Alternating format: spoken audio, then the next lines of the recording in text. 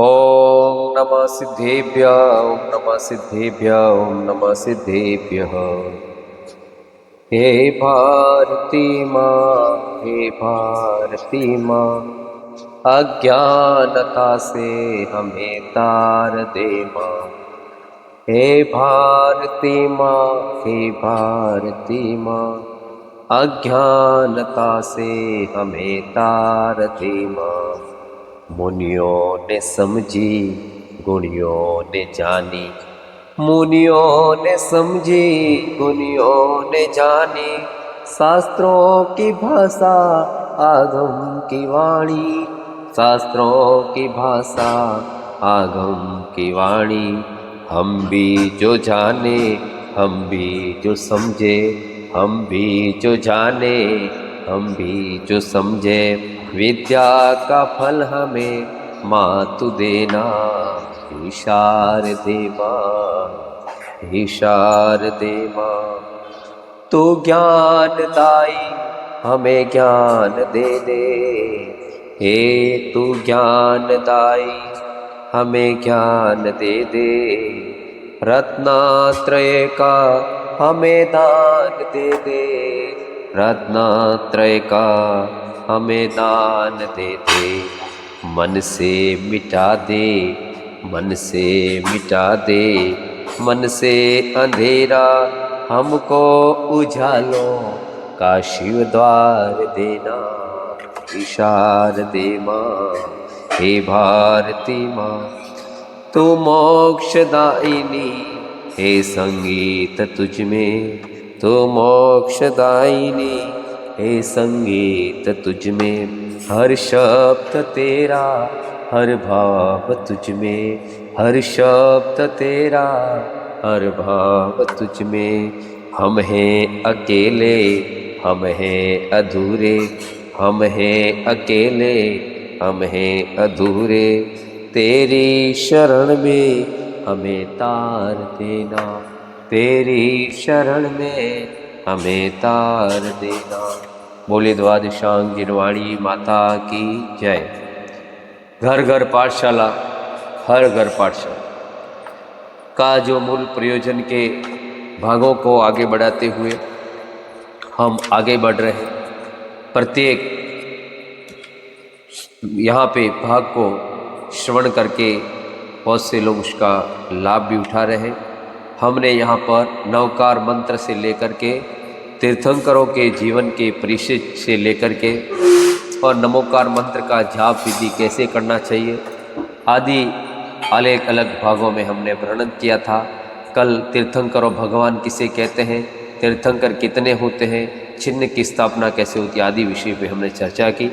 आज हम चर्चा करेंगे क्योंकि कलिकाल में लोगों के पास बहुत समय नहीं है, लेकिन जीवन के अंदर जिसने जिनवाणी का रसास्वादन नहीं किया, जिनवाणी के रहस्यों को नहीं समझा, तो जीवन में समझो उसने जन्म लेकर के एक तिरंच की भांति कहते हैं ना, जावानी के ज्ञान ते सूझे लोकालोक, सो वाणी शरणा गए सो पावे, जो जिनवाणी के ज्ञान ते सूझे लोकालोक। जिनवाणी के ज्ञान से जो लोकालोक को प्राप्ति हो जाती है, लोक और अलोक का भी ज्ञान हो जाती है। जिनवाणी का ऐसा ज्ञान है। और इसके अंदर कहते हैं कि जो मनुष्य हे वाणी, हे जिनवाणी माँ, जो ऐसे जिनवाणी जैन कुल में लेकर के जिनवाणी का श्रवण नहीं समझ पाए, जिनवाणी के मूल रहस्यों को नहीं समझ पाए, जिनवाणी के अद्भुत छिपे हुए हमारे पूर्वाचार्यों ने गणधर भगवान की वाणी के छिपे हुए रहस्यों को नहीं समझ पाए, तो समझो हमारा जीवन जन्म लेकर के निरर्थक है। ये वाणी संसार सागर से पार उतार सकती है। ऐसी जिनवाणी स्थिति के साथ अगले अंक को लेकर के मैं आपके सामने हूँ। आज हम जीव और अजीव की पहचान करेंगे। बहुत से लोगों के मन में शंका होती है कि कौन जीव है और कौन अजीव है। तो यहाँ पर आचार्य बताते हैं, यहाँ बाल बोध में बताया है और हम भी उसका अनुभव कुछ इस तरह से परिभाषा करते हैं, जिसमें जानने, देखने की, ज्ञान और दर्शन की शक्ति हो, सुख दुख का अनुभव करता हो, उसे जीव कहते हैं। जिसमें जानने की, ज्ञान की, दर्शन की शक्ति हो, जो सुख और दुख का अनुभव करता हो, उसे जीव कहते हैं। जैसे मनुष्य, हाथी, घोड़ा, खटमल, लट, वृक्ष आदि, ये भी जीव है। उसमें आचार्यों ने जीव के अनेक भेद बताए हैं। कुछ जीव होते हैं संसारी जीव और मुक्त जीव। जीव भी दो प्रकार के होते हैं, एक होते हैं संसारी जीव, एक मुक्त जीव। जो संसार के अंदर हमको संसारिक कार्यों में विलुप्त पाए जाएंगे। संसार का मतलब इस संसार के अंदर जो पूरा संसार है जिसके अंदर कोई सार नहीं, उसमें बार बार जन्म मरण लेते हुए सुख दुख का अनुभव होते हुए कर्मों के अधीन रह करके, कर्मों रूपी जब उनके ऊपर जाल बना हुआ उसके अंदर उलझते हुए सुख दुख का अनुभव कर रहे हैं, वो जीव है, वो संसारी जीव है। अब मुक्त जीव जिन्होंने संसार के आठों कर्मों को भस्मीभूत कर लिया, आठों कर्म नष्ट हो चुके हैं, इस संसार के जन्म मरण के दुख से रहित हो गए हैं, जिनको मोक्ष हो गया है, वो लौट करके संसार में कभी नहीं आएंगे। न जन्म मरण का चक्कर होगा, न परिभ्रमण होगा, इस संसार में न काल में जन्म लेंगे। ऐसे जीवों को हम मुक्त जीव कहते हैं। जैसे सिद्ध भगवान सिद्धालय के ऊपर वात वलय के अंदर लोकाकाश में विराजमान है। अब वो संसार के अंदर सुख दुख का अनुभव करने के लिए नहीं आएंगे, वहाँ स्थिर रहेंगे, वहाँ अनंत आनंद की प्राप्ति है, अपने आनंद में ही मस्त है। उस आनंद की अनुभूति का वर्णन हम नहीं कर सकते। स्वर्गों में भी दुख है, तिरंचों में तो महादुख है। उससे ज़्यादा मनुष्य प्रिया एक ऐसी प्रिया मिली है जिसमें आप उस सिद्धालय की यात्रा का मार्ग ढूंढ सकते हो। तो आपको समझना है कि जीव दो प्रकार के होते हैं। अब लोगों को सीधी भाषा में, परिभाषा में बहुत से विद्वान पढ़ाते हैं, मुक्त जीव, संसारी जीव। मुक्त की परिभाषा क्या है? मुक्त यानी जिसने संसार से मुक्त हो गए, संसार के बंधन से मुक्ति प्राप्त ली, संसार के बंधन से छूट गए। अपनी भाषा में कहते हैं ना कि ये छूट गए, मुक्त हो गए, उनको मुक्त कर दिया, रिहा कर दिया। जेल से जैसे मुक्त हो जाता है तो बोलते कि आज मुक्त हो गए, लेकिन ये संसार रूपी जेल से जो मुक्त हो गए वो मुक्त जीव है। जीव दो प्रकार के होते हैं, संसारी जीव और मुक्त जीव। मैं बारीकी से इसलिए बताता हूँ क्योंकि हमारा जो बेसिक फाउंडेशन है उसके ऊपर ही बच्चे नहीं समझ पाते हैं।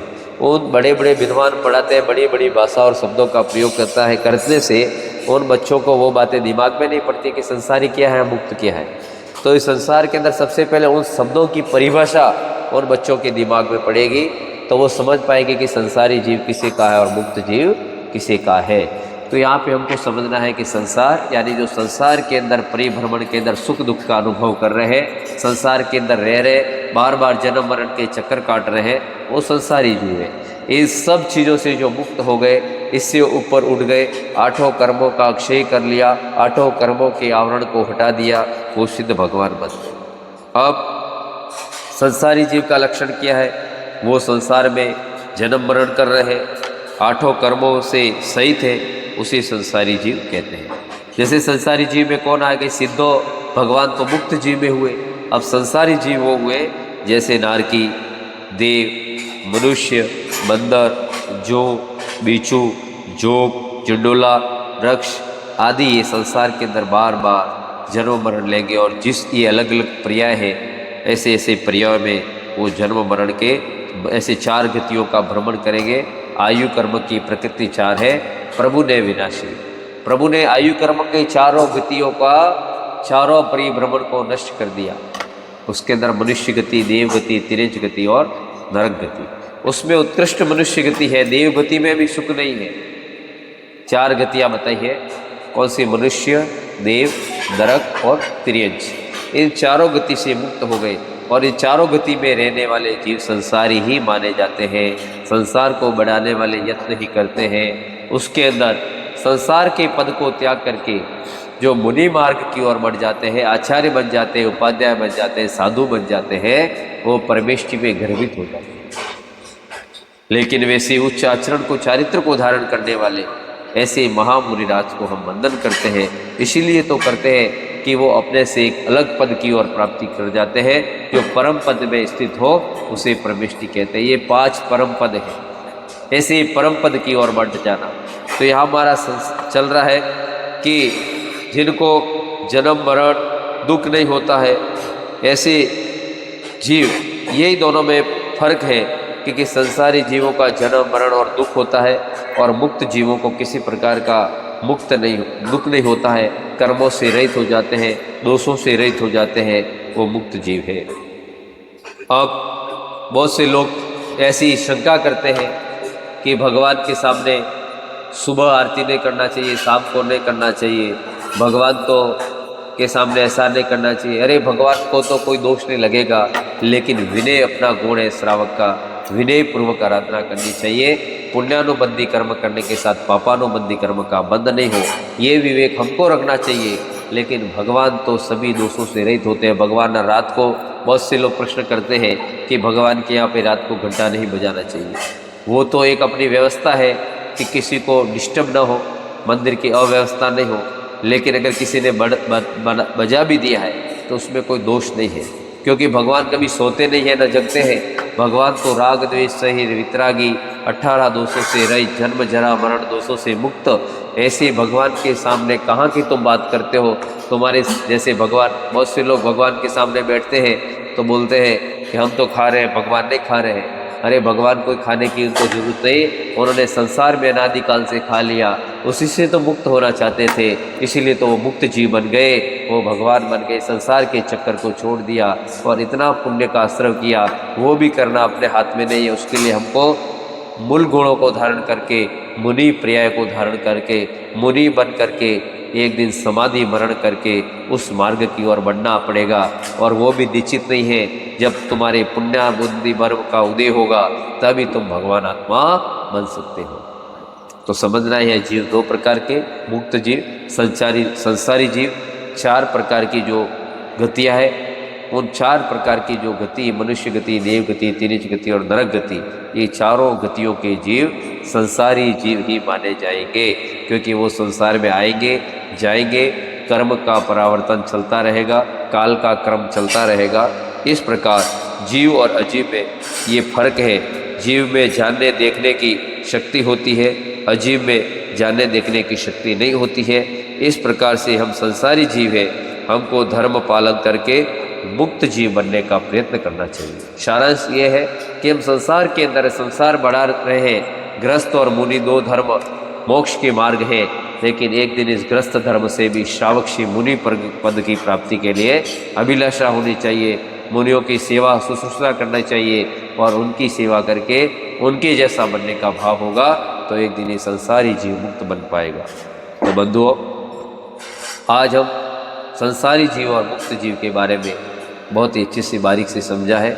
मैं चाहूँगा कि मेरे वीडियोस बहुत छोटे रूप से दे रहा हूँ, लेकिन आप एक एक विषय पे शांति से सुने तो आपको बिल्कुल ये बाल मौत पाठशाला आपको समझ में पड़ेगी। और ये समझ में पड़ के आप उसके नोट्स बनाइएगा, एक एक शब्दों को लिखिएगा, जिससे आपके जीवन में ये बाल मौत पढ़ने का और ज़रूरत नहीं पड़े।